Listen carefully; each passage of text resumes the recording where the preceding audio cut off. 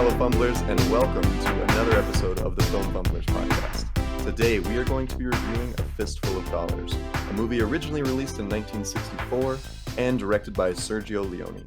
So without further ado, my name's Adrian. I'm Jay. I'm Taryn. Hey, it's James. All right, boys. Oh, Jesus Christ. So, little backstory. I was a cowboy for Halloween a few years ago, and I very highly based my costume off of Clint Eastwood from A Fistful of Dollars, The Good, the Bad, and the Ugly, all of the Dollars trilogy, I think they call it. And so I bought a replica 45 little revolver. It is a replica, guys. Don't worry, it's not. But it's a really nice one. So you'll notice that my little display case back there is open because I was like, you know what? I don't get to pull this thing down a lot. We're doing it. Well, I poured the wrong kind of shot then. You did. What are you guys shooting? So in this movie, I think they drink a lot of tequila. I feel like it's tequila, right? Not whiskey. Yeah, It looks like, because it's looks like in that way. Mexico kind of. So I'm shooting tequila. Nice. I'm shooting whiskey. Winchester. Winchester. My Jurassic Park Winchester shot glass. whiskey. Yeah, and I'm drinking whiskey on the side. I'm a savage. I got Let's do Tito's this. because that's all I fucking got. Tito's vodka. Taryn needs to. We need to get him some more spirits. Cheers, guys. Cheers. This is a big one. Look at this. Am I gonna drink this all? Oh my god, are you? Ooh. Holy fuck, he's doing it. Wow. Dude, you're supposed to sip on it when it's got ice in it, man. Jesus. Well, I just wanted it a little Oh mellow. man. That was actually good. Mhm. All right, so our first ever Western, and it is a spaghetti Western. So this film effectively launched what a spaghetti Western is. I had no idea. That's like super cool. Sergio Leone specifically. I guess with the trilogy that I was saying. So there's A Fistful of Dollars. What's the last? It's like what's a the few second? more more dollars. Few more- a couple more bucks, and And then a The Good, lot the more Bad, bucks. Yeah. Good, the Bad, the Ugly. Yeah, to be specific, spaghetti western means that it's a western made in Italy, right? Right. Yeah. And and made there or produced by people and directed by Italians. Because I think this was like technically shot in Spain, but all Leave Italian. it to America to give it a name like a spaghetti western, huh? Right. Oh my god, I didn't I even saw- catch that. I Jesus saw the Christ. Japanese call them macaroni westerns. Oh yeah, I saw Yeah. That's so interesting. Oh shit, what was I gonna say? A little racist. That is, You bro. like I don't know what I Spaghetti thought western. spaghetti meant. It's like cheesy or something. I don't Yeah. know. No, like Italian. That's funny. Like I don't know, ramen western or something. If it was ramen noodles. Japanese or like. I What don't would know. you call like an American Western if it had to be a food dish? Because we just steal our food from everywhere else. Hamburger? But that's from Western. Germany. I don't, Right. I don't think that's true. We're gonna have to look Hamburg? that up. I don't No, think that a the country? reason- Or city. I or know, but I something? don't think the hamburgers were made in Hamburg. I think that's a misconception. We're gonna have to. I Anybody, looked it anybody up. in the chat, can you fact check that? Oh, my niece asked me. She was like, why do they call them hamburgers if they don't have ham in them? And I was like, pretty sure it's. And then I looked it up. It's because they're from Hamburg, Germany, right? Like, I don't know. Google doesn't lie. All right. It was the first line in a Wikipedia article. It has to be true. We'd call him a McDonald's western. There we go. McDonald's Western, a John Wayne Western. Freedom Western. Yeah, so this movie originally released in 1964 in Italy, but it didn't get released until 1967 in the United States. And there was apprehension about releasing it here because there was a lawsuit going on because this movie essentially stole the story from Yojimbo, Dude, right? yeah. I was going to Yeah. talk about that. A successful lawsuit, mind you. But what's hilarious is they made 2 more movies. They're like, yeah, fuck you guys. You can sue us, but we're making 2 more films. Like, so leave it to, I guess, stubborn Italians to want to just keep making, Dude, okay. So back when I first watched Harakiri, watch our episode on it, by the way. Mhm. The other samurai movie I watched was Yojimbo. Mhm. Watching this movie, I was like, why does this feel so fucking familiar? Literally everything is this, dude. Almost everything is the same. Like it's not Yeah, shameful, really. and it's ripping off of Yojimbo. Yeah, It's I've heard like wild. there are scenes that are like would be shot for shot, but like in A Fistful of Dollars, it's just guns, and in Yojimbo, it's samurai swords. Yeah. Like, so it's so Crazy. weird. Well, I mean, they Crazy. again successful lawsuit, so like they, But I feel like was it they didn't like settle the lawsuit because they had to. What didn't they kind of like they were like, okay, we're just gonna give it to them because he had so much inspiration from it? Or am I wrong about that? I don't know. I think what's his name? Sergio Leone. He played it off as it was based on something else that both of these movies kind of seem like. It's like a Yeah. book or something. It's like, I have oh, so heard no, that, he got inspired by this book, and that's what I got inspired by, so blah, blah, blah. But it's like, no, dude, it's the fucking same movie. Yeah. Yeah, because isn't it like the main character's like also known as the Stranger or something? Yeah, Like, he has it's no just name in that very- either, yeah. Yeah. Which that's where that's like where it gets difficult is like, okay, what is inspiration and what is just copying somebody? I mean, this sounds like it's more of a blatant copy, but I don't know. It's So Darren being the only one seeing the movie, the other one, does it diminish from what this movie does? Like, does it take away from this one? Yeah. Yes, because I'm just more partial to samurai aesthetics and things. Weeb that's fair. aesthetics. Sure. That's fair. So like Western stuff, I'm like, sure, guns, that's cool, I guess, whatever. But I don't know. Yeah, I and think I'm also in I the was same like, boat. I guess I know what's gonna happen, and then it did happen. So it wasn't. It was kind of cool to watch it happen again, like in a different way. But like, yeah, I definitely took away from it because I already kind of knew what was going on. Huh. Okay. I agree on the Western point. Like, I don't really think that Westerns are so much my thing. Mhm. And I would probably much prefer to see Yojimbo. Just to like, I mean, I think I'll go and watch it just to see it anyway. You should, but dude. It's really I feel good. like I would like it better. Yeah, I'm not really like a Western fanboy. I mean, I know I have a replica 45 revolver, and like I don't know, for Halloween I just really got into it, and I was like, yeah, I'm gonna be a fucking cowboy, and it's gonna be super cool. And so when I like started like getting my costume together, I was like, okay, I'm gonna watch a bunch of cowboy movies, and so that's when I originally watched A Fistful of Dollars and The Good, the Bad, and the Ugly. And I don't know, this time, so like I had Harakiri in my head a lot while I was watching this movie, just because Harakiri was like the Japanese Western or what have you. Mhm. And I just kept thinking like, fuck, I think Harakiri is just so much better. Yeah, Like it's dude. just so much better. And so like I was trying to get that out of my head while watching this one, but it stayed there. Did you guys where were you guys' headspace on watching this? I was 100% right there with you. Yeah. Same thought. I was like, Harakiri was way better. Because, like, Yeah. Harakiri, I was watching it, and it starts kind of slow, but Yeah. for some reason, it just kind of sucks you in. Like, 15 minutes pass, and you're like, okay, I'm in this. I don't really know what's going on, but I'm here. Mhm. And with this movie, it was like it was trying to do those same things, so the vibes were there, but I don't know. It was just different. It was just weirder. Yeah, I remember like Adrian would always like suggest we should do like a Western or something. I was like, if we're gonna do a Western, let's just do a samurai movie because they're the same thing but like way cooler. Like I don't know. Well, now we've done both. So Yeah. And it's not to say that I didn't like it or that I don't like them in general. I just think I would probably prefer the Japanese stuff, Yeah. Mhm. but I it's think- still interesting. I do really appreciate the cowboy aesthetic though. Like I mean, so this was Clint Eastwood's first starring role, and I think he did like such a good job at just being fucking cool. Dude, like fuck yeah. just Yeah. squinting. Like he's just a fucking badass all the time. And I think that it's so cheesy, but maybe that is what is missing from samurai for me. Is like the samurai aesthetic is like very fascinating and cool, but I don't feel like they have that like badass like kind of thing that the cowboys do. If that Dude, makes that's sense. the thing More of is honor.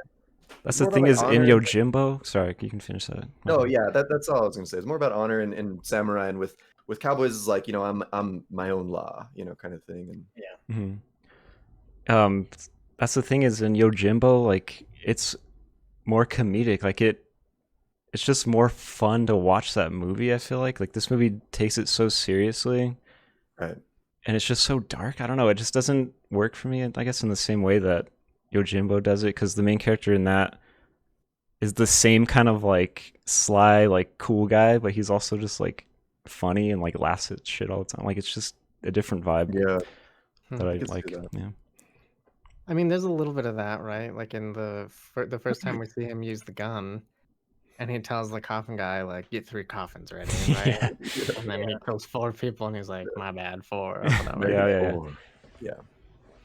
I think he has a little bit of like humor, like that same scene. He's like trying to make these guys apologize to his To his donkey. donkey. That was really good. Yeah. Like it's really funny, but I think going back to what you guys were saying, like it's just 2 different cultures. You have like the puffed up American, I do it alone, and then I haven't seen Yojimbo, so I don't really know. I don't know the comparisons there, but like with Harakiri, it was all about like respect and honor, very slow burny. I don't know. Yeah, and with Harakiri it was like so much more about storytelling. Like literally, you're listening to a story, revised, but and it was non-linear like this one. Yeah, and I think it was just so much more of an interesting development. And I hate for this to just turn into a comparison of the 2 movies. But with A Fistful of Dollars, it was just like you have the story where a man with no allegiance enters a town, and there's 2 factions, and he's just trying to profit off of both. And then somewhere along in the middle of it, he kind of catches some feelings about like, I need to do kind of what's the right thing, and become the hero. So a cool story, and again ripped off right from Yojimbo, but I don't know, the badass element for it just like really did it for me on this. Clint Eastwood's so fucking cool. Fuck yeah, dude. Yeah, I'll agree with that. It was weird seeing him young. I haven't really seen him in like many things while he's young. Yeah. Was this movie like 6 years old? And he's like, just thinking about like his age, like now, like he's still directing movies 90. And shit. I'm like, God damn, that's fucking crazy. He's 90 right now? 90, yeah. Holy shit. Wow. Damn. I think the last thing I saw him in was Gran Torino. But I know he did that Mule movie. I haven't seen Gran Torino. I need to watch that. It's really good. I've heard it's really good. He directed it, right? Directed and starred in it? Yeah. I don't know. Did he direct it? I don't know. I'm pretty sure he directed. I think so. Yeah. Yeah, I've only seen him in that and Dirty Harry, so that's like 3 totally different versions of him, and it's really cool to see. Yeah. I guess I've mainly seen him in Cowboy, kind of, because I seen him in The Unforgiven too. The Unforgiven as well, which is really good. I think that's in the 90s, but. So does anyone know how many years is after John Wayne is like this Clint Eastwood thing coming in to play? Well, so that was like I think Clint Eastwood with Sergio Leone launched like what we know as a spaghetti western in mid-60s, like right when this came out. And so I guess it had to have been before that, because basically America was getting tired of kind of that whole western thing, but Europe still kind of wasn't. So that's where it kind of went from. So I would imagine, seems like the 40s or so. 40s, 50s was when it was bigger, maybe even a little earlier. But just kind of wondering, like, just like how far removed like America was from like that spotlight. Was it only a few years, or was it like a couple decades? I don't know. Maybe like a decade, or But I have not seen a John Wayne western. Like, and I feel like I need to. Yeah. I don't know if I have either. Which was funny because of our last movie. I was kind of hoping we could do one. Running Scared. I don't know. You hear those 2 names, like Clint Eastwood, John Wayne. Like those are westerns, but right. Well, that's what's funny is you think when you hear John Wayne and Clint Eastwood, you do think western, but they're like apparently very different. Like from what I've heard, I haven't seen like the original westerns, but they're just completely different kind of, I'm sure obviously there's a lot of similarities just by being westerns, but kind of the storytelling and and even totally different eras. Like probably couldn't show as much violence and stuff back then too for John Wayne. And so like with just the cinematography and like with like so Sergio Leone, he focused a lot on like very extreme close-ups, and it was more of like close-ups just to like show the character like and like make a, I don't know how to describe it, but basically like the older westerns, when they would do close-ups, it was more reactionary. It was like they would be their face reacting to something that was happening or something that was said, more so than just, you know, their face behind a sunset, whatever it is, you know. Hmm. Yeah, That's so interesting. I've read that like a lot of the cinematography stuff in this movie kind of shaped the way that those things were done going forward. But this is like an era of like I guess specifically American filmmaking, but filmmaking in general that I just don't know a lot about. Like these early westerns, these early, like moving picture era type of movies. But I was really interested to see all the connections made between like the John Wayne stuff, the Japanese stuff, and how even back then those things kind of transcended, the being isolated in one country or whatever, like that was even kind of more of a worldwide thing that was spread around, and it's pretty cool. Mm-hmm. Yeah, I feel like I'm the same. I'm right there with you. I don't know a whole lot about this era of filmmaking, and it's just like I'm like, fuck, am I even qualified to like talk about like who the like? I know everyone's dying to hear a 27-year-old talk about a movie from 1964, like a classic, and it's just like, fuck, I don't know if this is I don't know if this movie is doing it for me in the right way. Like, I don't know. I just like I'm so lost. I don't know how to feel about it. Yeah. I mean, I guess in that sense, we're pretty far removed from this, at Yeah. this point. Like, we can go back to the 80s and feel good about those movies, maybe even the Right. 70s. Mm-hmm. But you dip this far back, and I think it gets harder. But I don't know, Harakiri, man. Like, Yeah, when again, was I don't wanna Harakiri? That keep was going. It was 60s, right? Yeah, I don't remember which. yeah. I mean, I don't Yeah, want to but- keep hammering that, but No. it was But it's like a fair point. Like it's an older. Was that the oldest movie we've done? Yeah. Yeah. Harakiri? And like we all loved it. Like, Yeah. So true. and I feel like it wasn't cheesy. Like Sorry.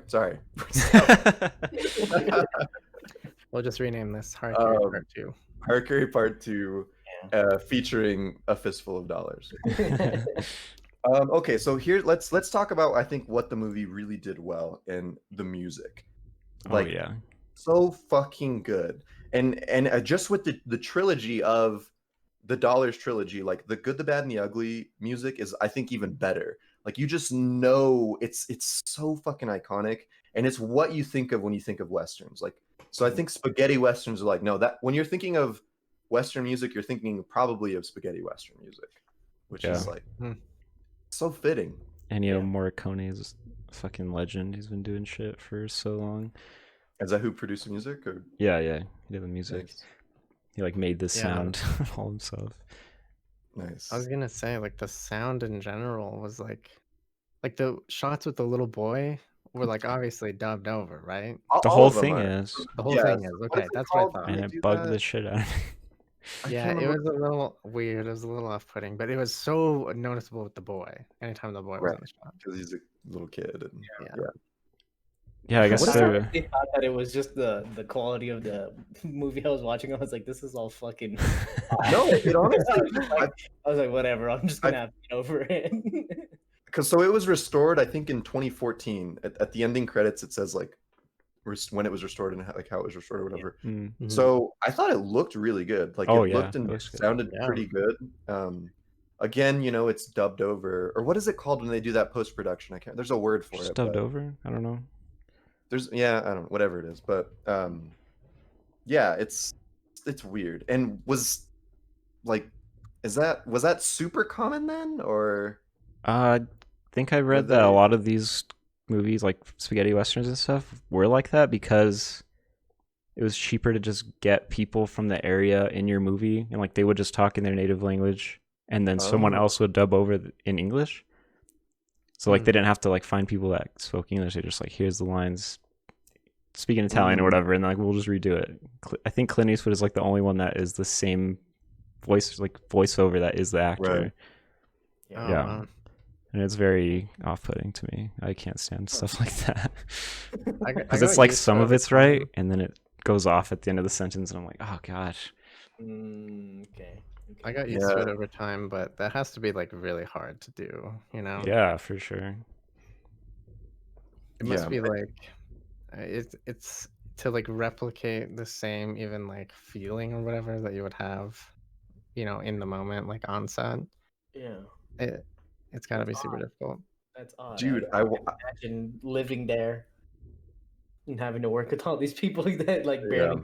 I think I read that one of the stunt doubles was like one of the only English speakers there that could talk to Clint. Oh shit. Oh wow. That's what I was thinking about the whole time, is like Clint Eastwood acting in English against someone that's not speaking English. Like, how hard was that? Yeah. Like, you know what I mean? How do you bring the emotion on? I mean, I guess really like he's just Yeah, his emotion is. I think Sergio Leone said he has two expressions. His first expression is with a hat, and his second is without one. Like, and it's just like, and it's always just this squint, you know. Yeah. It's Dude, ridiculous. Speaking of his like face or whatever, I read something that Clint Eastwood doesn't like smoking, so the taste of the cigar or whatever was like gross. So that's why his face is always like puckered up, because it's just like, this is nasty. I was like, it works. It works. So fitting, right? Like, Yeah. And again, that's gonna be like the main thing I like about this movie is just the badass element. Like, it's so just the you know, like his poncho, his stature, like just the way he stands, and like again, he's not doing a lot. Like, he's just kind of standing there, but every time, you know, he throws the poncho over, and I'm like, this is a fucking badass. And you got the music going, and it's, you know, yeah. Once again, smoking looks way too cool. Yeah, why is smoking so cool? Got kids, don't smoke, but it looks really cool. Fuck. He's like even laying in bed with the cigar in his mouth. I'm like, Jesus Christ. Yeah. It's all choking. Yeah, and how he spits out the little bits. Like, it's just so ridiculous. I really liked the relationship between him and the barkeep guy. Yep. Yeah, I love the I guess the barkeep. coffin maker too. All the three of them together was really good. Silvanito, I think is Silvanito, yeah. Yeah. It was just so like he knew that everything that going on in their town was like fucked up, but he didn't really have the means to do anything about it. And then this guy could do things about it, but there was still like a respect, but also like, by the way, you owe me money, but like you don't really owe him money, you know? It was just like that weird play. You're probably gonna die anyway, so yeah, right. And I love, so like it's a very poor town that's just like riddled with crime, and basically, you know, these two factions, the Rojos, the Baxters, and no one's making any money, not even the bartenders, but the only one who's in business is the fucking coffin maker. Yep. But I'm just like, who the fuck is buying these coffins? Like, that's what is kind of stupid. Like at the end of the movie, literally everyone in the town dies. It's just like no one lives here anymore. Like now, but it's peaceful. What is going on? There's like maybe 2 or 3 people living there now. Yeah, like the coffin maker has work, but yeah, is he getting paid for it? No, I don't. Yeah. What I love. Just happy to be there. He was like a happy character. Yeah, which was interesting. What I loved was that when he walks out of the, you know, he learns the story and all that stuff, figures out what's going on in the town, and then he walks out on the balcony or whatever and looks around, and like, it's just so funny to me that the like Baxter house and then like the Rojo house are just like 20 feet apart. Yeah. That's what I'm just like, what? Like, yeah, are they killing each other like daily, hourly? There's you still just stick a gun out the window, and that's where I think like it could have benefited from seeing like, because like, you know, I think you kind of gathered that both factions recruit these young men, you know, that aren't really a part of the family. It would have been interesting to see like their families, you know, like they're probably the ones that are buying the coffins to bury their son that he's just trying to make money in the only way he can, you know, he joins the gang. And they kind of hint that they've got money. Yeah, they kind of hint that, but like I would like to see like those like kind of the grunts families, like, you know. So because the Baxters are the law enforcement, right? Like, aren't the Baxters isn't that the sheriff? The sheriff, That's the sheriff. The mayor or whatever. Yes. So those guys would Yeah. be like the cops. I don't know, like they would recruit young men to do their Right. work, you know. Yeah. And then the other side is even more recruitment or whatever. Yeah. Yeah, it's just so I don't know. But to touch on what Jay was saying about how like the houses are so fucking close together and shit, it's just like I guess that's kind of has to do with the budget, right? Like it's a tiny ass set, right? Like It's like a they one don't street have city town thing. yeah, this budget was I think I saw it was like 200 grand or something. They paid Clint Eastwood like 15K, and then it did really well, like 14.5 million, I believe. Damn. So Yeah, not bad. pretty good. Yeah.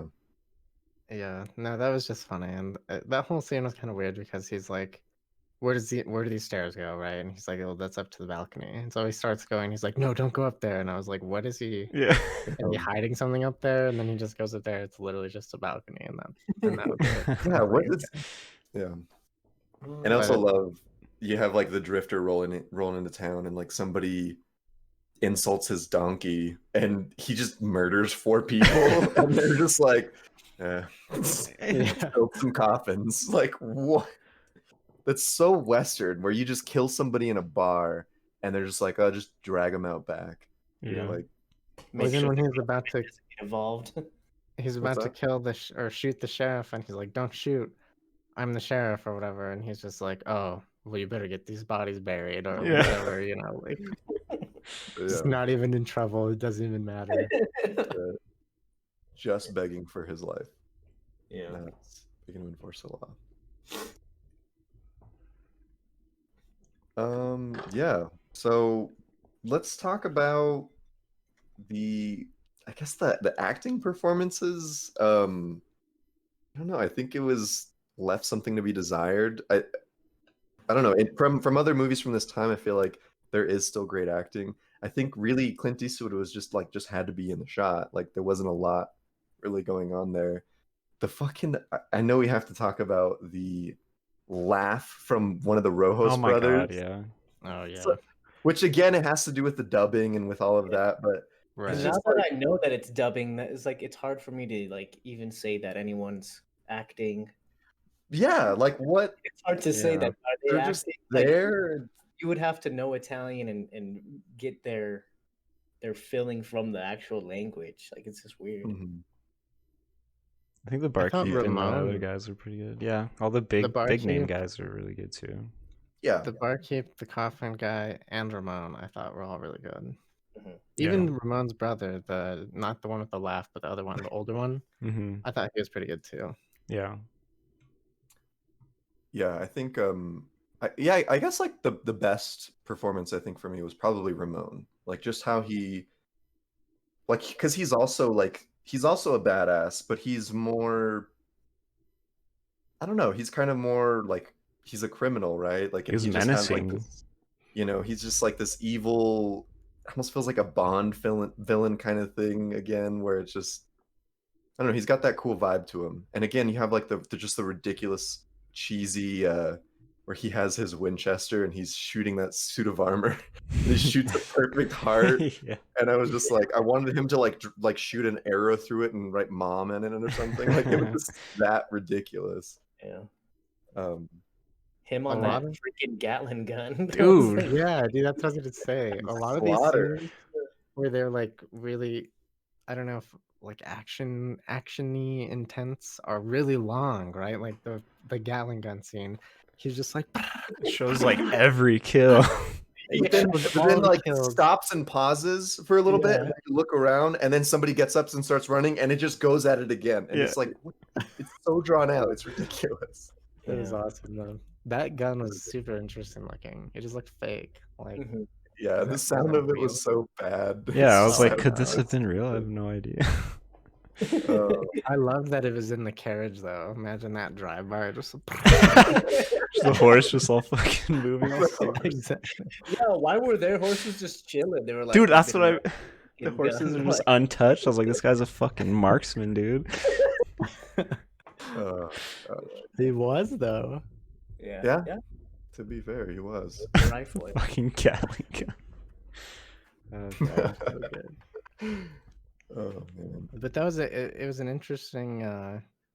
To be honest, I got a little lost during that part because I was confused, like who the people that they were killing were and how he was on the Gatling gun in the first place. Like, weren't they all supposed to be part of the same? Is he so when Clint Eastwood goes and the like caravan pulls through the town and they're like, "What do you think's in that Gold. stagecoach or whatever?" And he peeks, he like distracts the guy with the horse. He like looks in the horse's eye. And the That guy was just like yeah, like, he exactly. just He pulls That was peeks so out of the good. window. So silly. I was I like, th- I maybe think at that point. those guys are like the Mexican government, and then what's the name? Ramon obviously killed a bunch of American soldiers and stole Because they were their trying to like buy their guns or something. That's why they were meeting up. I wasn't. Yeah. Yeah, I was really confused on Yeah. that too. It was a little hard to follow. Like I got the gist of it. I just wasn't exactly sure what was happening. No, yeah, Yeah. I'm right there with you. Like the gist of it again is like a stranger goes into town, two factions, he's benefiting off of both. Like that's like the story. Yeah. But like the intricacies of it and shit, I was just like, I am getting very lost. And like I don't know if it was just like everything that was happening was felt obviously very dated. It's from the 60s. And so I was just like distracted by the dubbing and everything that I was like, what the fuck is happening with the story? Like, you know, and like Marisol, like that's a whole nother, Yeah. you know, Yeah. I was like, oh, it's his brother. I thought that guy was his brother. I guess they're both his brother. Yeah. yeah, who's she married? Yeah. Is she married to anyone? She's married to some like this nobody, and that's her son. And then it's like, what the fuck? Yeah, I guess on the Rojo side, like there was a lot of similar looking fake Mexican Italian dudes. Like just the mustache, and I was like, that guy kind of looks like him. Like I was like, is that Ramon? And I was like, wait, no, it's not. It's him. So I got that part confused, but like most of like the details weren't like too hard to hash out, and I actually really liked Marisol's storyline. I liked it. Yeah. I thought they were gonna make her just that damsel in distress, and Right. Yeah. here comes Clint Eastwood to save the day. And Mhm. I was like totally surprised when like you kind of there's like the reveal of like who she is and where she came from. And that little kid is hers and stuff. Right. Yeah.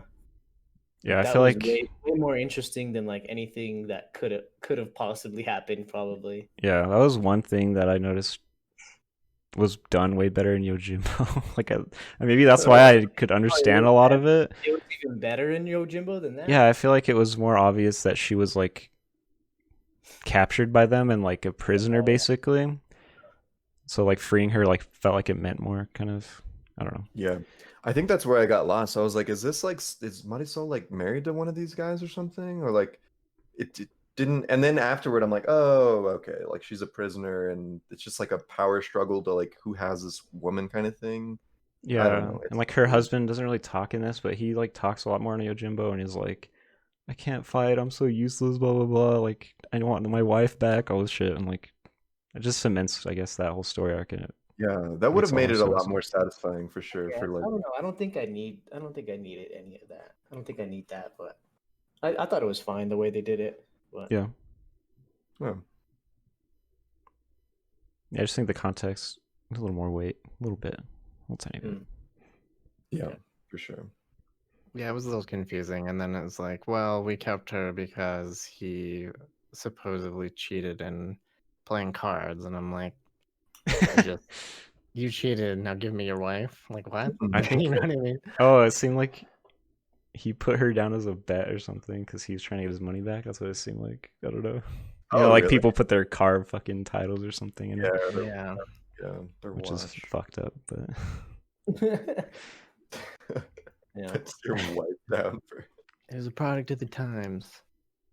No, it was weird. But there's, I mean, to kind of move along from that, there was a lot of really like, I don't know, we touched a little bit on like the little humor pieces. There was a lot of that with the party, like when they're having the after party and they're all drinking and stuff, and then he like, you know, kind of sets that whole plan in motion and like sneaks off, and when he like shoots that guy in the dark and then like shoots the door that like falls on his head and shit. Shoots It's the just, like, ropes to the door. Yeah. Yeah, it's just like straight out of Looney Tunes, you know. That sort of It's felt like so- to me. And like what's so hilarious is like it's just hip fire. Like everything, like he's gonna shoot this tiny little piece of twine with like hip fire, which it's so good. Like it's so Yeah. funny. It's just, and I'm wondering if, because now we look at that at those types of things today, and we're just like, how ridiculous. It's like comical. I wonder how it was perceived back in the '60s. It was just like, wow, what a sharp shooter. Like, you know what I mean? Like, was it like, He's were so they good. taking it serious? No, I don't think That's a so. good question. That's so I don't think funny. they were. It's I not was like like- guns were like a new thing in the '60s. You know what I mean? Right, but Tons of wars at that point. yeah. People realize that, Yeah, I was thinking about that. Like when they would shoot at people's feet and stuff, and they're just like, ha ha ha, just shooting all random. I was like, oh, if they just hit him, Jesus Christ. I don't know. I guess it didn't matter You hit then, him and you right? kill him, and it doesn't matter. Yeah, Like, exactly. killing people doesn't matter in this world. So They do that like 12 times in the movie to the little kid, and just like, jeez. yeah. Yeah, there's a little bit of like, a little bit of. I think Buster Scruggs does a good job at like playing on those things, or like takes them to the most extreme. Yeah. If you guys haven't seen that, it's really good. But I mean, yeah, it's like he's supposed to be this like hero sharpshooting, which like is this kind of where like Han Solo comes from? Like I was trying to draw the parallels to like later on, and it's not even that much later on, right? Like 70s, right, is when Star Wars comes Right. out. But he has that same vibe of like Same like hip fire. scoundrel. Yeah, hip fire, Yeah. doesn't give a shit. Clint Yeah. Eastwood and Harrison Ford, like it's like they're cousins in that realm Right. of film, right? Where they're just like these badasses who kind of go on their Space own. cowboys. Yeah, and yeah, I don't know. I think I do love. I think what I love that westerns do very often, and I guess just a lot of movies do this in general. It's just like where things are just complete, like the odds are completely stacked against you, but you find the most ridiculous way to make them work in your favor. Like right, like even the first, like one of the first or the first shootout scenes when it's like 7v1 and he just kills 4 people instantly, right? And it's cool to watch that. Like it's just cool to see that done, and Buster Scruggs does do that really like in a comical way where they just do all of this fancy footwork shit that like it's just absolutely insane, and he wins, right? Yeah. So that's, I don't know, maybe that's a very Western thing, maybe the thing's been in film for a while, but when the odds are against you, that 45. I love that whole thing with the 45 versus the rifle or whatever. When a man with a 45 meets a man with a rifle, you said the man with a pistol's a dead man. Let's see if that's true. Go ahead, load him up. It's like he Yeah. just has a It's so bullet. cool. That was so good. Yeah. That was a cool scene. And I- and it's so, go ahead, Jay. Well, I just like how throughout the entirety of the movie, they're just building up to that. Even if you're not super thinking about it at the forefront, like all the shots we see of Ramon with his Winchester, just like sharpshooter, shooting the armor, shooting the people running away, it doesn't even matter. Like he can hit them all. And then to just have Clint Eastwood, like you also see he's a great shot, but then he plays to like Ramon's greatest flaw of like his pride of His how good he ego. is, and yeah, Yeah. and hitting him in the heart and stuff. yeah, exactly, and ultimately that becomes like his downfall. But when that scene happened, I was like, okay, this movie is a little bit better now. Like it was all worth it, I guess. Like, and again, I don't think it's a bad movie, but like seeing that gave me just a little bit of like relief, I guess. It's like, Mhm. okay, cool. We're gonna get that out of this, and I thought that was awesome. I really Yeah. love that final like gun Duel. fight.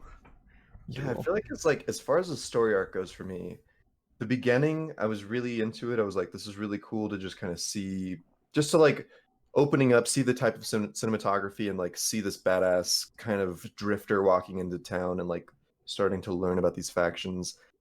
And in like the middle, I'm like, okay, they lost me a lot. And then at the very end, the final battle like was just again like so fucking cool, like just as cool as the beginning. Yeah. And so the movie was very weighted on either side, and the middle left a lot to be desired. But yeah, like the final fight scene, so fucking cool. And again, you know, the foreshadowing of you know, Ramon being such a sharpshooter and you know, Clint Eastwood just like, oh yeah, like some nice shooting, and then they have that. What does he say? He's like, it's an old Mexican proverb that a 45 is not as good Oh as yeah. what the fuck kind of Mexican proverb is that? Like, what? But Makes no also imagine not being able to shoot somebody in the head. Yeah. so I was You thinking can shoot about someone in the that. heart, like from anywhere, and then you just don't realize that shooting in the head is probably better. Yeah, you would think that at a certain point, he's like, what if I just shot him in the face? Like, Yeah, that was kind of. He unloads like an entire And he's just like, magazine on him. yeah, he's like, Nani? yeah, I Clint loved every Eastwood, time that dude. he got hit. He was like, yeah. And going it's through this huge stumble, and then he just like very get up. animated. Just get up and start talking again and walk in. Yeah. So fucking funny. The People very think- first bulletproof vest ever made. Yeah. Ever. Just like a piece of steel on some string. It's like a bid. It's then like a bid. bit. I love that to build that he goes Bulletproof into to build that he goes into like an Iron Man cave where he's building the Iron Man suit, Dude. right? Wow. And he's like, it's like welding in there. I expect him to have like welder's glasses on. Just wasting all those bullets. All right. This one don't Yeah. work. What about Ugh. this piece of metal? I like that they set that up. I don't know. It was cool. It was fun. It was like it was so funny. Yeah. Mhm. Yeah, there's something there. There's a sketch there. There is. Yeah, I don't know.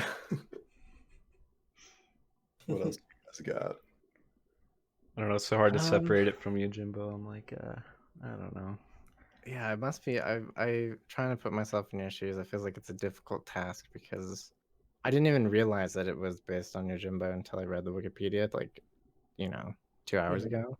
And I was like, oh shit, I've heard that name before, but I didn't expect it to be like. I mean, I saw the lawsuit stuff, but I didn't think it was like a straight up like 1-to-1 copy, basically. Yeah, before I read that it was like an unauthorized remake, I guess.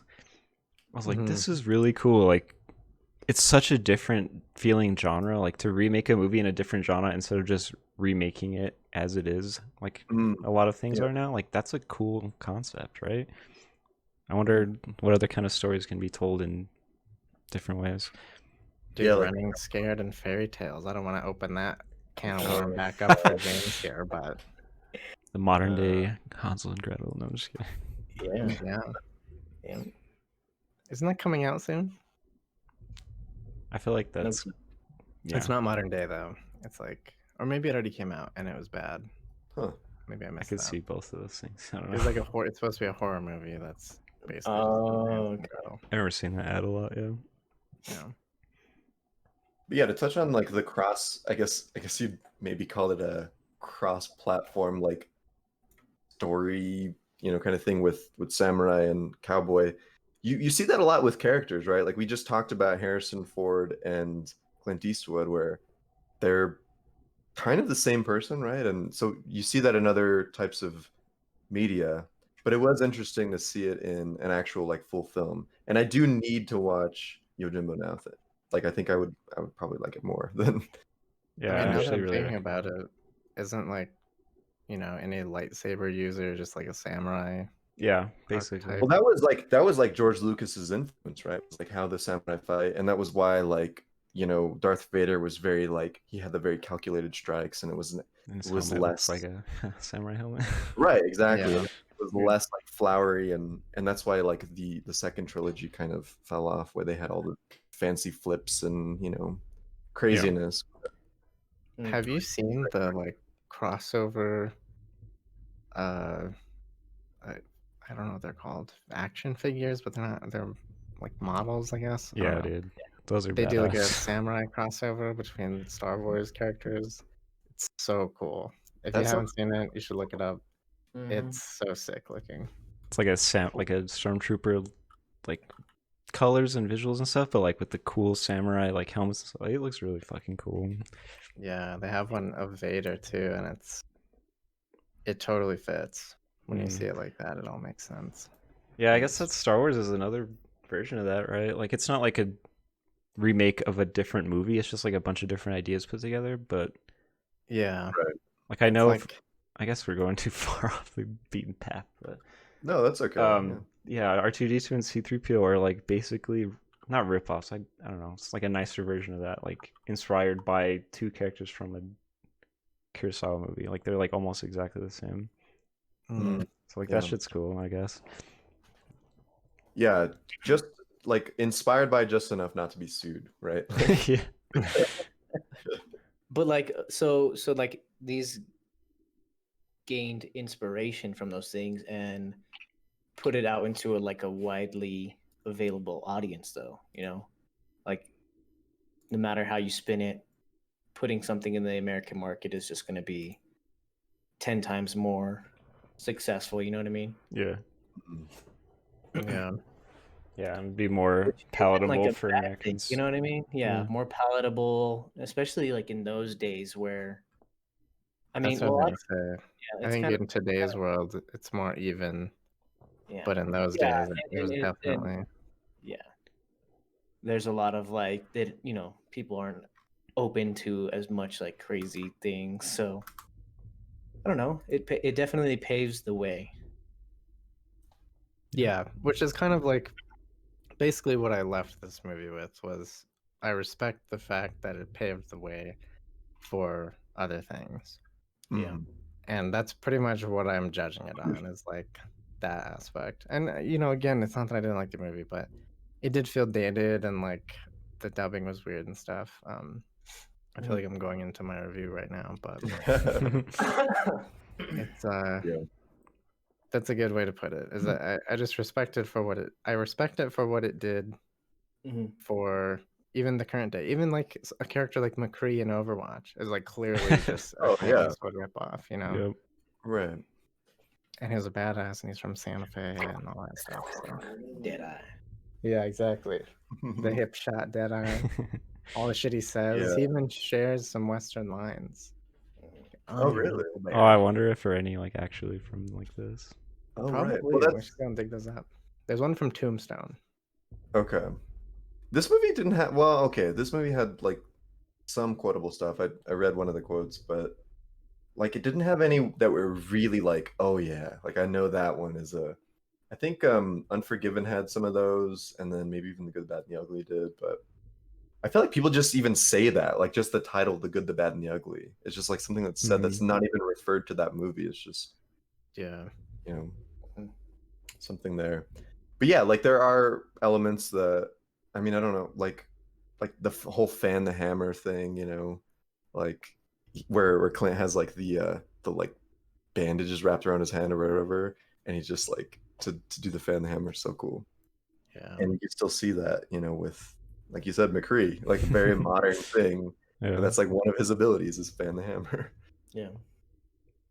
I guess I don't want to like dive into Overwatch, but he does have like Overwatch is like a very futuristic aesthetic, and he probably has the simplest of all the characters, like just his looks, but he has like a fucking Metal Luke arm, like Robo arm. But outside of that, it's like revolver, poncho, the hat, Yeah. the And cigar, a good aim. Yeah. And good aim, yeah. Oh boy. Oh, and the casual like flashbang smoke bomb thing that he did at the end there. Dude, I was so He confused. blew up the Dynamite? city, and then he was just like, "That's enough dirt and smoke," and he's just like there. Blew up the city. He's It was like behind the house, just yeah. everybody just looked over. Honestly, it was fucking cool, but It was like, pretty cool. but like, Oh yeah, doesn't in the the freaking story, it doesn't kind of like what? Doesn't make sense. like doesn't Yeah. make sense. But It's a doesn't the reverse smoke bomm. coffin maker like bring that stick of dynamite to him? He's like, I got this from the Rojos. You should give it back to them. Like, Yeah, he's like, you should light it and give it back to them. yeah, or something. it's like, oh, and so he just like throws it under like a pile of dirt to get some smoke, and then he's just like, he's just like, what? He could have like definitely fucked him up, like just throw it in their house. For the like, Rojos. But he like has too much like Brad, brother. He's like, let me just like make this crazy ass entrance just to have like this guy shoot me with my fucking Iron Man suit 8 fucking times. Iron Man suit. I was totally expecting him to just like yeet it into the group of the 5 of them, and then it just like went off, or nothing happened. Yeah, It's like, gosh, that would That be was great. good though. yeah. What did you guys feel about like the general effects, the fire, Oh gosh, gun shooting, the giant barrel that rolls explosions. down and like Yeah. Oh yeah. kills those 2 giant guys. Indiana Jones rock barrel fucking splatter. Dude, for That real. was weird. I was like, huh? What? That was straight up like some Acme shit. Like, Yeah. yeah, you know, Like, this dude can even stand up, but he got That was this some barrel Looney up Tunes there. Shit. that was funny as fuck. But I thought the effects were pretty good. The only thing I didn't like was the gunshot noise.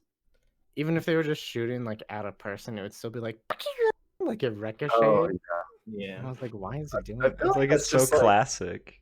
yeah, that's just classic. It's the same thing like where you get shot and your just arms go up in the air and you do a twirl and then fall on the floor. Right? That's what was kind of that's what kind of bugged me with the effects, is when people would die, they're just They were like, It's nothing would really happen. They're just And I think because it's like they can't do a lot with like actual visual effects of like a bullet going through their fucking body. So it's just like, let's just make them do a little jig and then Yeah. fall over.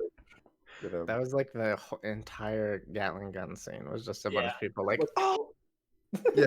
they probably just like rip body parts off and shit. They're just like, oh no. yeah. Yeah. Oh man. It's good. It's good And like time.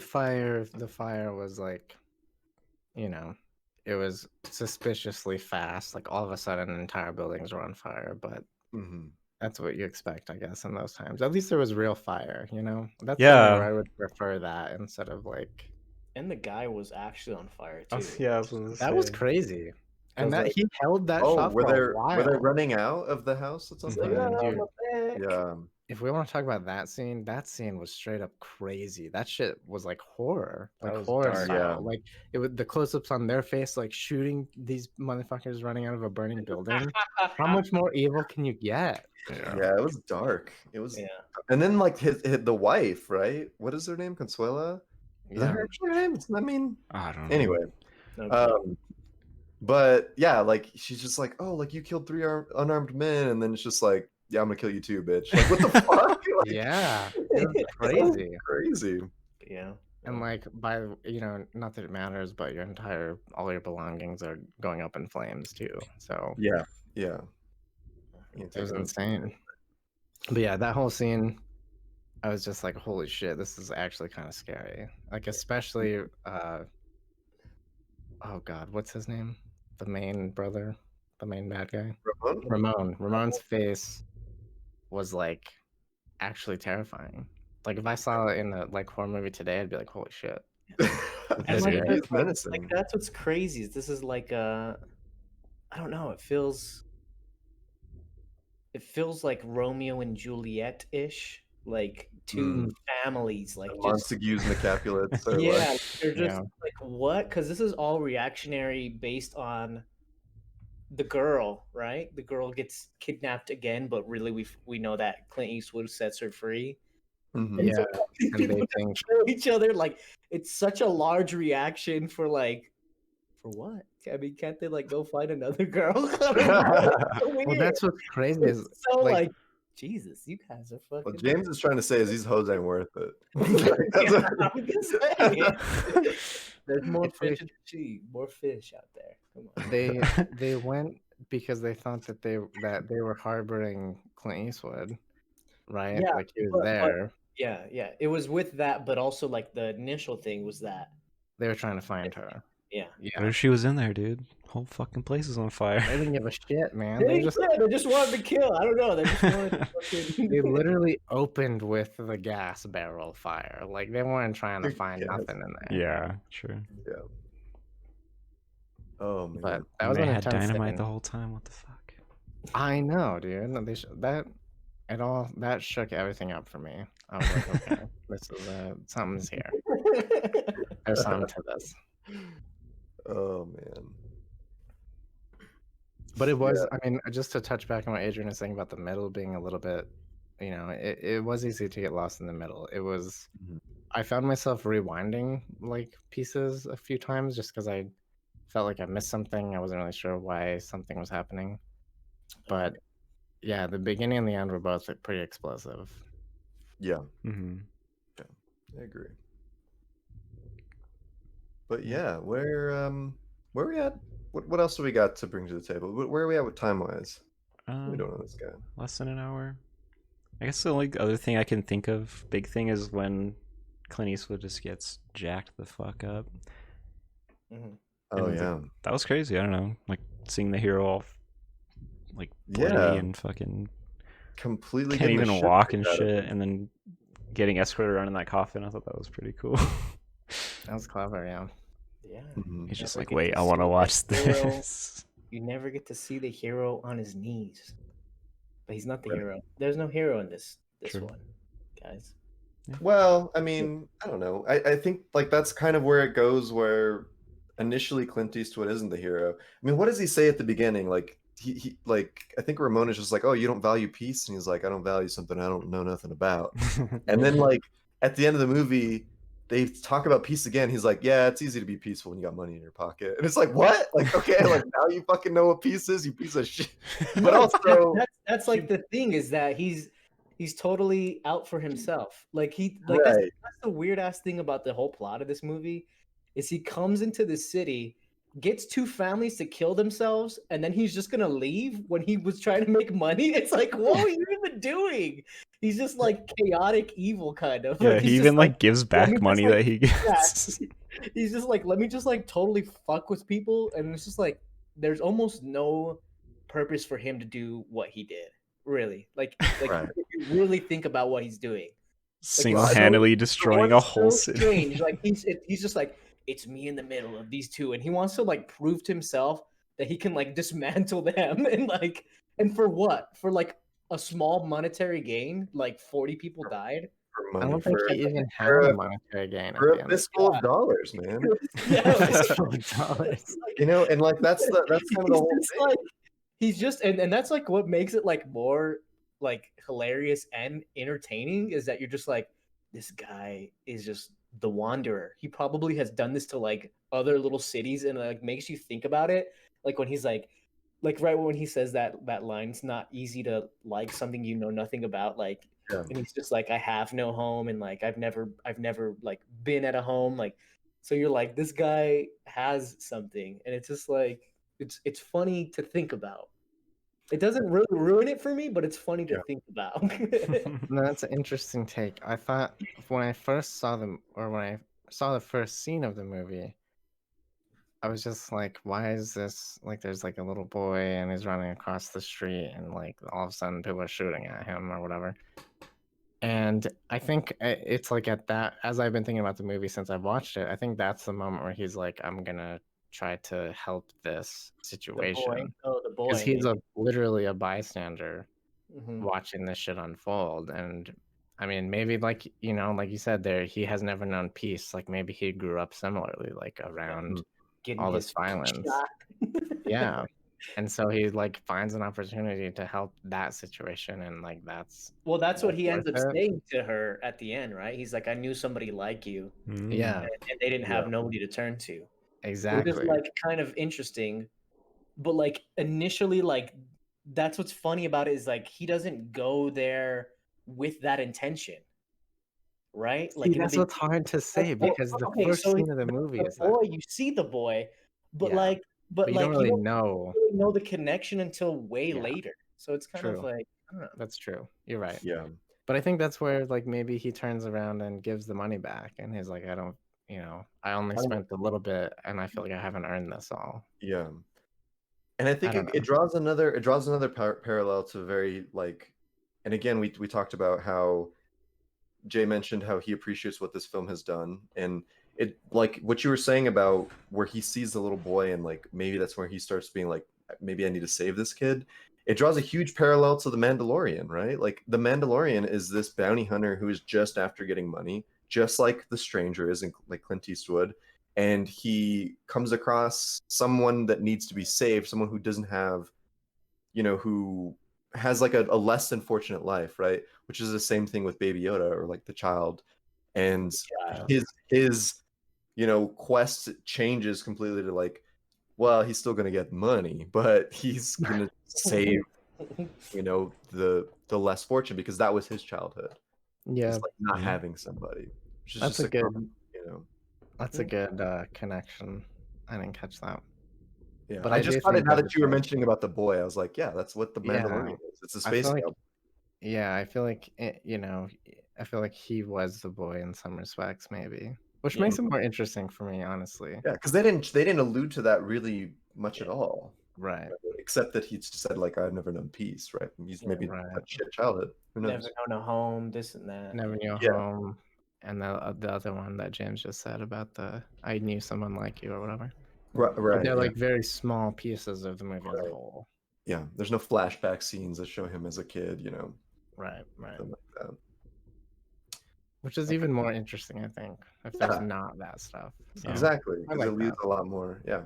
Yeah, Because I think that's where like it's and that's like a product of the time as well. You can't really get into somebody's backstory like you would be able to in modern times, especially with the budget and you're just in one you're literally shooting on one location. Like you're not going to go take a flashback into little Clint Eastwood's Yeah. like, getting shot, getting his little toes shot or whatever.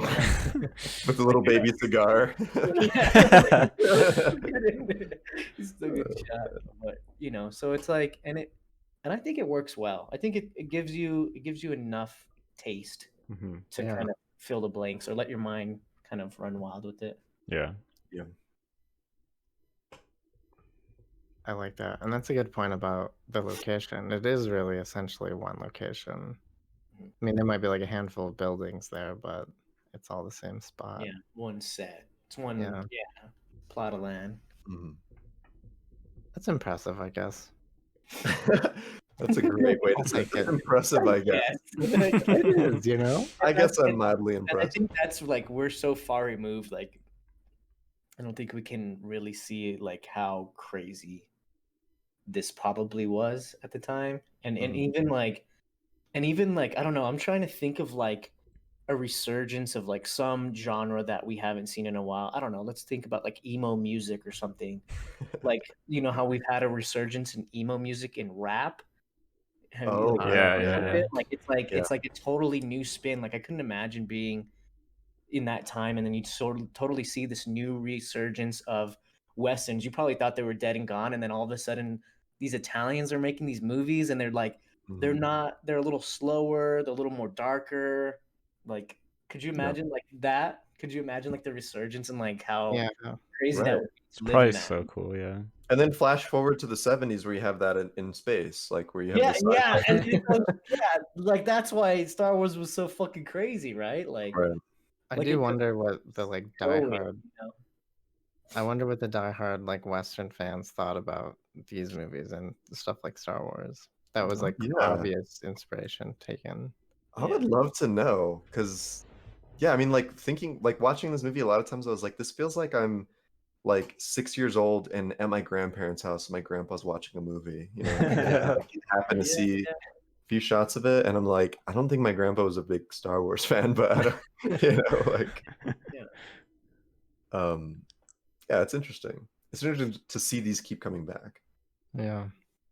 But I feel like with today, it's less of it's it's just like it's more blatant on like, okay, like we're just redoing Star Wars. Like we're doing more Star Wars and we're doing more sci-fi type things.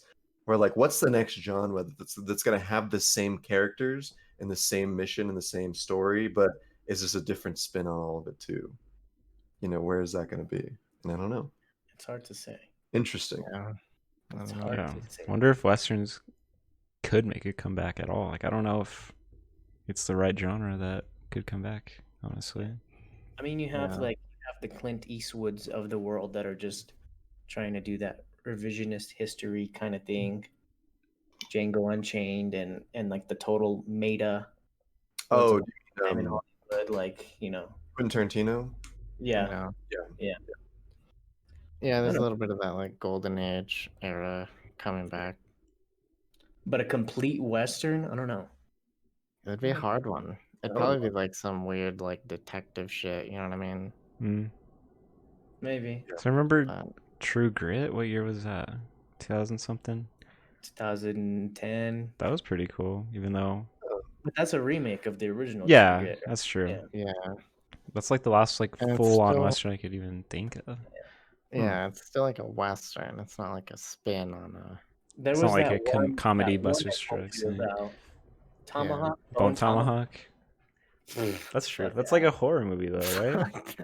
Yeah, it's like It's super sci-fi. gory. It's like a sci-fi western, but it's more on the western Realm. ish.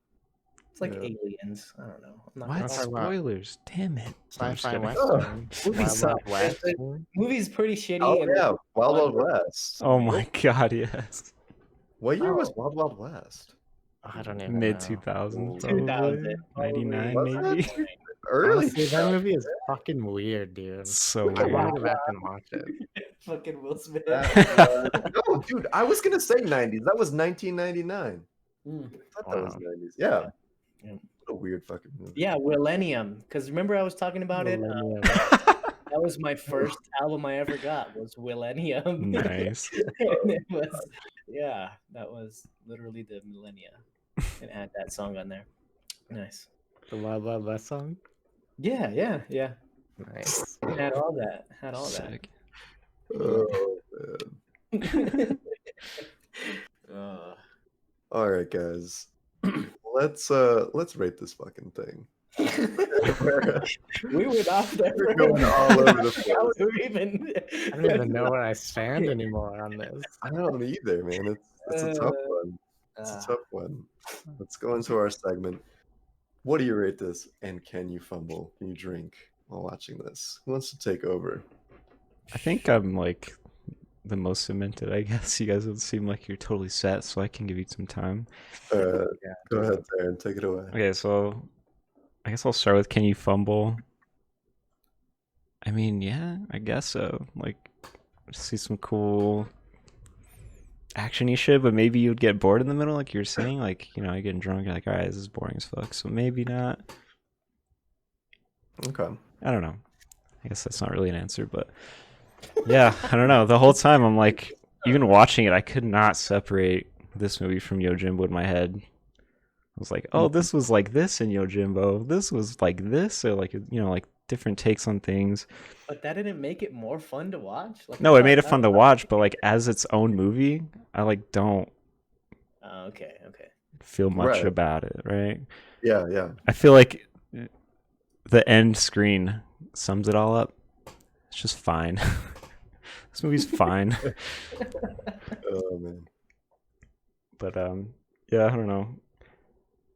Just Western, just like, I don't know, old cowboys and Wild Wild West shit. Like, it's just not the most appealing thing to me. So once I realized that it was Yojimbo again, I got more into it. I was like, oh shit, this is kind of crazy. And like, I was super into the idea of a remake in a different genre and stuff. And then I read it was unauthorized and all this suing and stuff happened. And I was like, all right, maybe that kind of sucked. But yeah, the music, fucking iconic, so cool. Like that is Western music, right? The voiceover honestly was like very off-putting to me. Like I noticed it like all the fucking time. Yeah, I don't know. I think the story was cool, like the end with all the villains and stuff. Ramon was really cool, menacing and shit. Overall, it was a fun watch. It was fun. So I give it a 7.9. Okay. Nice. 7.9. 7.9 out of 10. That's kind of higher than I thought it would be, but yeah, I respect that. Yeah. All right. I think I'm ready. I think I'm ready to take this one. Take it. So, can you fumble? You know what? I would say yes. And I think that I would say yes because maybe if you're fumbling, if you're drinking on this, you can just pay attention to like the very important aspects of the story where we've talked about stranger rolls into town. There's two factions. He's trying to benefit off of both, and then he catches feelings about like saving somebody that maybe he sees something of himself in that. And I think the intricacies of this story is what lost me where the whole middle part of it, where I was like, okay, like I don't know if I really care that much about learning about the Rojos and the Baxters. I don't know if I care about the intricacies of their relationship, but just the like, overarching like these are the two families and then there's a stranger is good. But what sucks is that that's not this movie can't claim that as their story, right? Because you had Yojimbo and you had, the book that Yojimbo in this movie were inspired off of. But I think that maybe you could still say that this helped popularize that. And this, literally launched its own genre of like spaghetti westerns and everything that comes with that, the music and just the cinematography and the way that, everything is so over the top. It's fun and it's like I'm this movie is like so important, I think, for especially for what westerns were and like even now what more modern adaptations of that, like we talked a lot about tonight about Star Wars and about like these cowboy kind of western or cowboy sci-fi type of space cowboy things.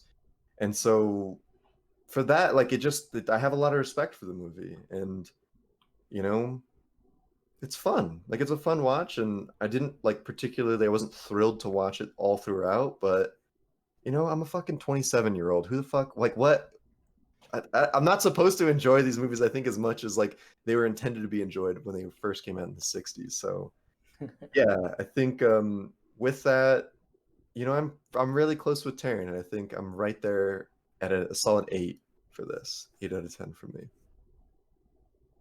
Nice. Wow. Yeah. That's up there too. Yeah. So who wants to go, James or Jay? That's there. That is there. Take it, Jay. You want to take it? Go ahead. All right, sure. Yeah, I mean, I agree on all the stuff that was said. Like the music is great. The badassness of Clint Eastwood is cool. There is like the cool story elements that worked and that kind of make you think a little bit about it. And then there's like a lot of the story that loses you and is not as interesting, but putting yourself in the time is a whole thing. So it's hard to like really compare, I would say, in a fair way. And I think that like, this era, which I guess, we talked about Harakiri and I hate to lump them in this, but I think I have to. Like it's this era of time in this thing that we're beginning to like pass the threshold of which it's becoming important to go back and learn about, Like you Right, don't really have sure. to like am I gonna tell my daughter to go and watch these movies? Like probably not. You know what I mean? And like if she doesn't know about them, it's not gonna affect her view of like film going forward. You know what I mean? Like Yeah. we're just at that point where like maybe we're splitting the difference here, but we're pretty much passing that. Like the 70s, you still need to watch some things there, but the 60s, not so much. Um, You're gonna but get like some the hate same. emails for that. I mean, maybe it's like maybe it's a bit of a controversial thing, but like I feel like in school, when they teach you history, like they don't start at like the beginning, right? Like you kind of just there's a piece where you begin from to learn like the history of whatever it is that you're learning about. So I feel like that's the point in which this era kind of splits off. At least for me, it feels like these things are less important to like view to appreciate film as a whole. That's interesting. Like if I could cut in, just I feel like it's just westerns, man. I don't know. Like even like film noirs in the 40s are fucking way cooler than this. I think. That's true. Maybe there Like is samurai something there movies with- are this era too. Like I just think it's westerns. Yeah. I don't know. Maybe it's just westerns, and maybe that's the piece that I would cut out. Because like Citizen Kane, Casablanca, all that stuff, is really good. So I don't know. It's hard to put that. I don't want to lump all of that stuff together. But like again, those movies still. I would argue that maybe you don't have to go back and watch them to Yeah, that's true. really, feel the whole thing. So, but that being said, like it was a fun movie to watch. I did like all the gunplay stuff. I liked the the bulletproof bib and all that shit. Like all that stuff was good. Some of the little zingers were funny. Like there was a little bit of humor, which is cool. I did dig the relationship between Clint and basically everybody, but specifically the barkeep and the coffin maker, and yeah, the little flute sound will probably haunt my dreams for the next week, but that's not a bad thing, you know. So I think overall, I'll give this like a 7.5, 7.5. Okay. A Mhm. 7.5 out of J. So James, take it away. Yeah. Well, dang, Jay. I wish you would have brought all that up earlier in the conversation so we could talk about it. Maybe we can go into a little after show talking about the oldies. Oh, Yeah. there's a lot But there. Yeah, that was a good uh, point. yeah, so this movie, I thought it was pretty straightforward. I don't know. I don't think I've felt the same way as you guys, where you felt bored in the middle. I thought that it was just, I was just waiting to see what kind of trickery and fuckery he was going to get into, like, you know, putting the families against each other. Like I was like fully on board, waiting to see like what is he going to do? Where are we going with this? And then I was also like waiting. I was like, okay, what are they going to do with uh Marisol's character? Like I was like, it's gonna be cheesy, it's gonna suck, it's gonna be really bad. And then they went like a totally different way than I thought they were going to. So I was just like, okay, like I was just like, this is actually kind of pleasantly surprising for me. It's not blowing me away by any means, but just kind of seeing like where this takes film as a whole. Like I think it's very important to watch. I think it's you know, just kind of getting a little bit of the context of the times and what it inspired. I think it's pretty interesting to see. I mean, I could maybe agree with you, Jay, where if you're not a buff, like you're not gonna watch this shit, right? Yeah. You're not gonna Right. watch the shit regardless. And Could like get away with not watching this it. has nothing to do with Frozen 2 or anything. Like, you have to watch Frozen 2 and this to like enjoy either. But I'm right there with you guys. 7.9. Okay. Just solid. I actually, that's what's weird, is that I thought you guys were gonna rate it way lower because you thought it was kind of lingering there in the middle. I thought you guys were gonna give it lower sevens. I But thought it was okay in the I middle. enjoyed it. I enjoyed it. And And it, the I stuff do that like, it did was fun. yeah, I just think, I think that I read it, you know, well, I feel like there's just so much importance. And even watching it, you're like, this is an important movie. And even if you don't have to watch this to be able to appreciate more modern adaptation, like what the cowboy story is. But to see that, it's like it's interesting, and it's, yeah, this movie deserves respect, I think. Yeah. Yeah, Sure, yeah, which for is sure. why But also, I'm in the sevens, is because I respect yeah. it. Yeah, Yeah. and I get where Jay comes from. I think me and Jay have the same kind of feeling, where just because a movie has that, like, what's the word, Perception or the perception and the surrounding of being Like bigger, the larger than life, prestige. the prestige, oh, the procedure. the it throws the punches that, you know, everybody says that it throws, and then you Yeah, might not just think that it's there. And I think that we shouldn't rate movies higher because they are prestigious. right. Like just Yeah. No, Well, you're I think right. about it. You're right.